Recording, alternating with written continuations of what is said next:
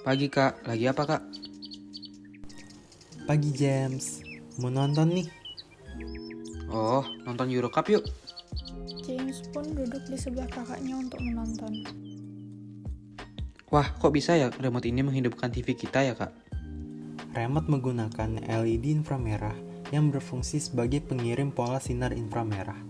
LED inframerah adalah sejenis lampu kecil yang memiliki dioda yang akan memancarkan cahaya inframerah apabila diberikan arus. Jika dilihat dengan spektroskop cahaya, maka radiasi cahaya inframerah akan nampak pada spektrum elektromagnet dengan panjang gelombang di atas panjang gelombang cahaya merah. Semua remote menggunakan transmisi sinyal inframerah yang dimodulasi dengan sinyal carrier dengan frekuensi 30 kHz sampai dengan 40 kHz. Penerapan sensor inframerah ini sangat bermanfaat sebagai pengendali jarak jauh, alarm keamanan, dan otomatisasi pada sistem. Kalau contoh penggunaannya pada Euro Cup yang akan kita tonton adalah sistem tiketing yang menggunakan barcode scanner. Kak, kok remote-nya gerak-gerak sendiri?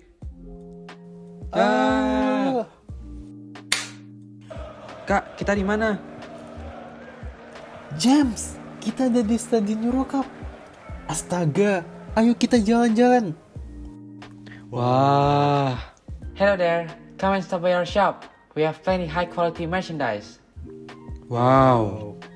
We sell goods starting from €4.19, mugs, t-shirts, and many more. I'm sorry, not today sir. Thank you though. Jualan seperti itu bagaimana ya kak prosesnya? Agak panjang sih. Awalnya, mereka menyusun langkah-langkah perencanaan usaha mereka. Yang pertama adalah tahap perencanaan di mana mereka melakukan riset pasar, riset bahan baku, riset biaya produksi, riset harga produk, hingga riset pemasaran produk.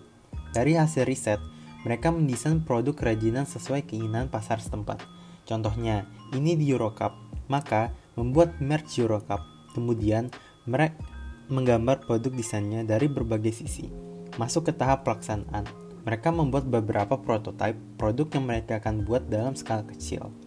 Tahap ini juga mencakup cara mengemas dan memasarkan produk. Yang terakhir, pada tahap evaluasi, mereka menganalisis keberhasilan atau kegagalan pada tahap pelaksanaan. Lalu, mereka harus mempunyai teknik penyajian dan pengemasan. Seperti baju yang tadi, penjual harus memilih bahan yang bisa melindungi baju tersebut agar rapih dan tidak kotor. Setelah mendapat packaging, mereka mencetak label mereka untuk ditempel pada kemasan tersebut dengan tujuan meletakkan nama merek produk mereka. Yang terakhir, menentukan harga jual.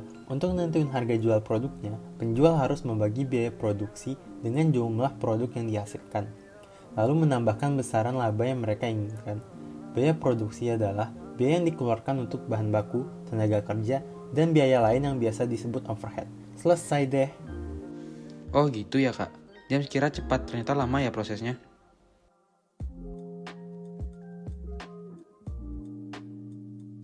Ayo bertaruh denganku, aku pasti menang. Tidak mungkin. Inggris kan hebat, pasti menang lawan Kroasia. Bukan gitu konsepnya. Kita pakai matematika aja, yaitu peluang distribusi binomial. Jadi, nanti dapat digunakan untuk memprediksi banyaknya penalti yang masuk jika pertandingan berakhir dengan skor imbang. Masing-masing tim memiliki 5 kesempatan untuk mencetak skor sebanyak-banyaknya. Peluang yang digunakan berasal dari sejarah beberapa pertandingan terakhir, yakni banyaknya gol yang dibuat saat tendangan penalti per banyaknya kesempatan tendangan penalti pada satu musim sebelumnya.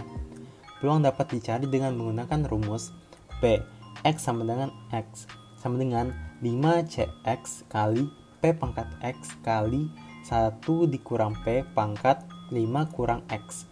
X adalah banyak gol yang dibuat, P adalah peluang.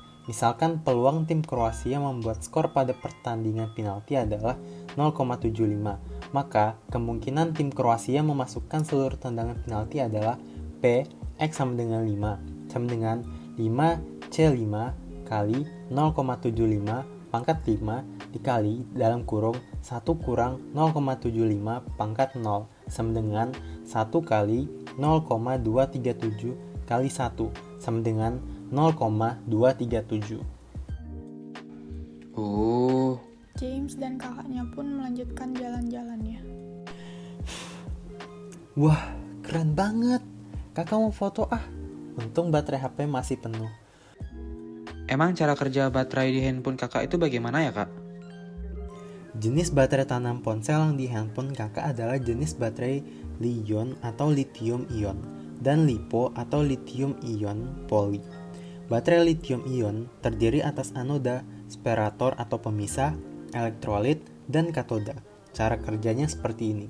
Ketika anoda dan katoda dihubungkan, elektron akan mengalir dari anoda menuju katoda.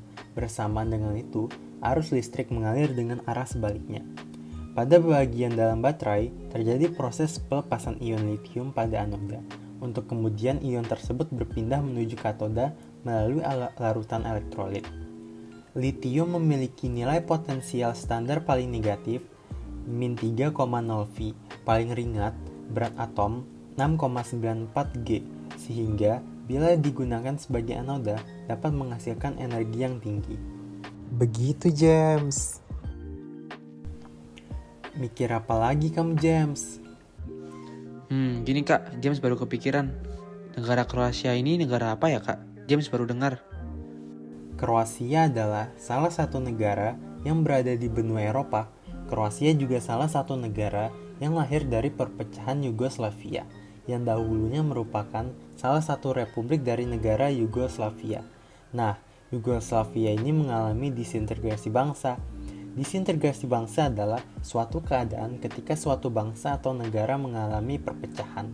Faktor penyebab pecahnya Yugoslavia itu runtuhnya Uni Soviet, adanya perbedaan bahasa, huruf, dan agama, adanya gerakan separatis, tidak mampu menghadapi politik internasional, dan perbedaan paham antar suku masing-masing negara. Nah, kalau contoh konflik antar suku adalah konflik di Aceh antara suku asli dengan suku pendatang. Konflik ini dilatar belakangi oleh sejarah panjang pada masa lalu, di mana kerajaan Majapahit sempat menginvasi kerajaan Aceh. Coba aja kalau negara bagian memiliki rasa toleransi yang lebih tinggi antar sesama. Pasti hal-hal yang mendorong perpecahan akan susah untuk memecah bangsa Yugoslavia. Dasar monyet hitam. Bu! Astaga, gak usah diperhatiin. Itu, mereka dikomentari kata-kata rasis dari penonton karena kalah. Rasis? Gini, rasisme itu suatu paham yang merasa ras diri sendiri kayak ras yang paling tinggi daripada ras lainnya. Rasisme ini biasanya terjadi karena diskriminasi suku, agama, ras, adat, golongan atau ciri-ciri fisik pada seseorang. Nah, rasisme ini juga termasuk pelanggaran HAM.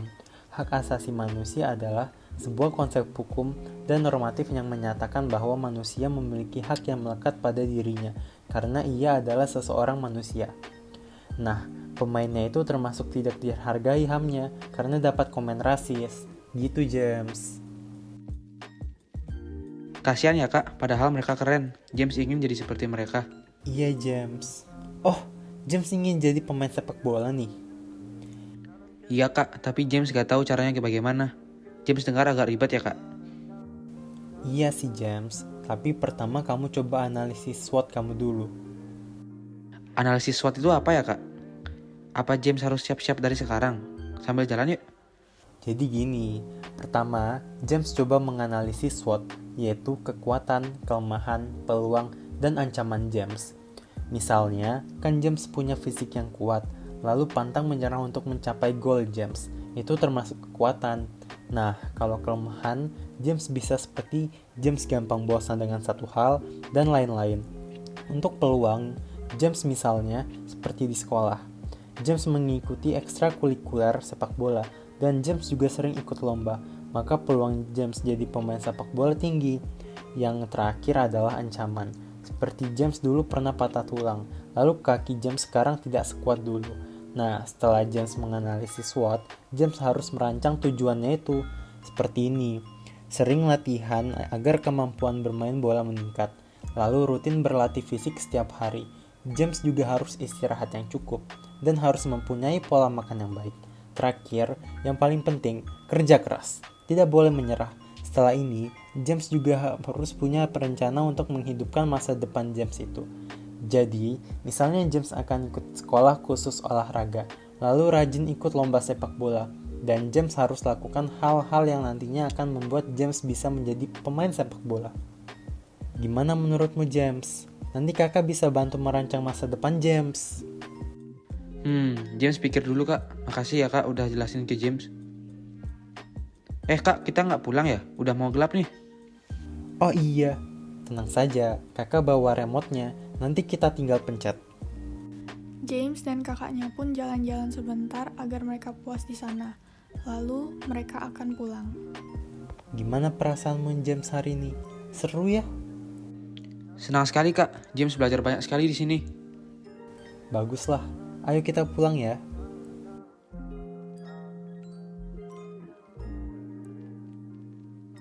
James dan kakaknya telah balik ke rumah mereka, dan perasaan mereka sangat senang.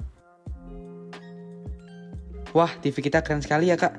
James masih nggak nyangka bisa teleportasi gitu. Tapi James senang. James belajar banyak sekali hari ini. Hahaha, kakak juga masih bingung sekali James. Tapi kita ambil positifnya aja. Kita dapat belajar banyak hari ini kan. Lain kali bisa jalan-jalan lagi nih. Hahaha.